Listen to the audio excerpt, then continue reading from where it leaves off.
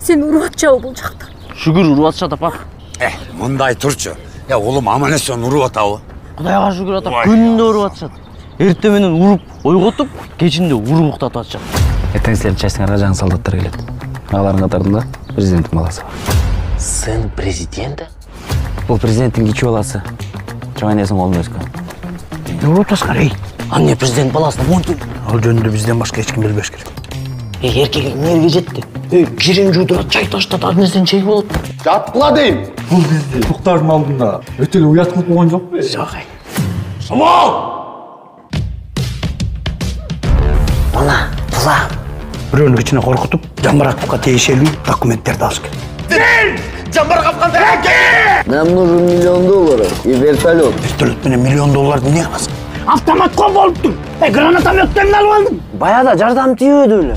Бул 1 жыл чет өлкөдө жүрүп,